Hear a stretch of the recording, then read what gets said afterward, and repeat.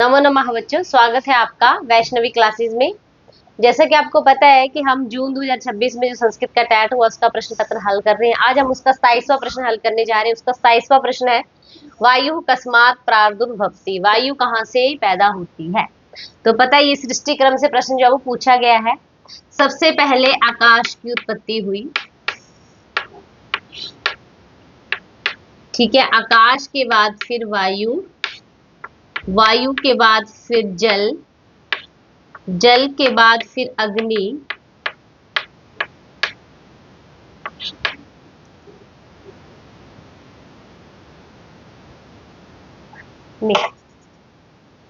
वायु के बाद अग्नि, ठीक है। अग्नि के बाद फिर जल और जल के बाद फिर लास्ट में पृथ्वी की उत्पत्ति मानी जाती है, ठीक है। सबसे पहले आकाश की उत्पत्ति हुई, आकाश से वायु की उत्पत्ति हुई, आकाश के द्वारा वायु निकली, ठीक है। आकाश के द्वारा वायु की उत्पत्ति हुई, ठीक है। और वायु के घर्षण से अग्नि की उत्पत्ति हुई। जब वायु आपस में टकराई तो उसमें जो घर्षण पैदा हुआ, उनके घर्षण से जो तेज निकला उससे अग्नि की उत्पत्ति हुई। अग्नि जब जली तो उससे बाष्प बन के जल की उत्पत्ति हुई और जल से पृथ्वी की उत्पत्ति हुई, ठीक है। इस प्रकार से सृष्टि क्रम से ये प्रश्न जो है वो पूछा गया है। तो वायु कस्मात् प्रादुर्भवति, तो वायु जो है वो किससे उत्पन्न हुई? आकाश से। आकाशाद प्रादुर्भवति, इसका आंसर जो है वो आकाश जो है वो सही आ जाएगा, ठीक है।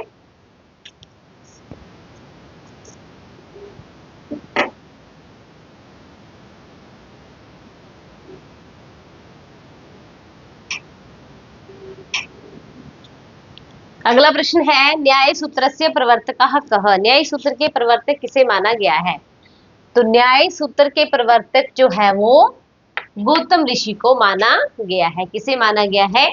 गौतम ऋषि को माना गया है, ठीक है। न्याय सूत्र या न्याय दर्शन भी से कहा जाता है। कपिल मुनि जो है वो सांख्य दर्शन,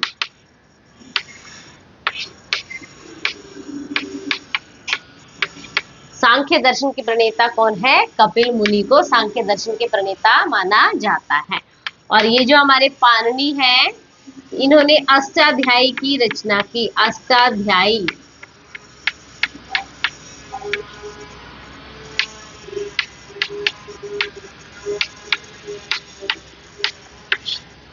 अष्टाध्यायी के रचयिता है पाणिनि। और पाणिनि को त्रिमुनि,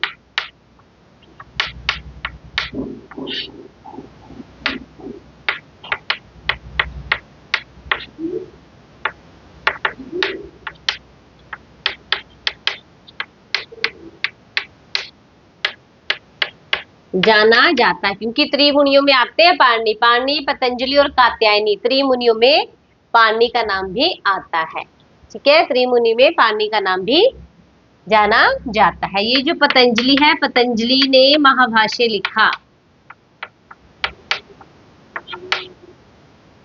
महाभाष्य किसका है? पतंजलि का है। तो पतंजलि भी त्रिमुनियों में इसकी गणना होती है,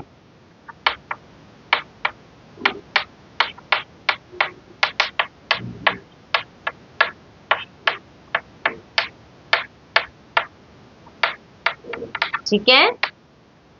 त्रिमुनियों में पतंजलि की गणना होती है। इनके साथ एक पाणिनि, दूसरा पतंजलि, तीसरा कात्यायनी। पाणिनि ने अष्टाध्यायी की रचना, ठीक है। पतंजलि ने महाभाष्य लिखा और जो कात्यायनी है उन्होंने वार्तिकें लिखी। वार्तिकार उनको कहा जाता है। तो ये त्रिमुनि के नाम से जाने जाते हैं तीनों, ठीक है। तो ठीक है दोस्तों, मिलते हैं कल अगले प्रश्नों के साथ। तब तक के लिए जय हिंद, जय भारत।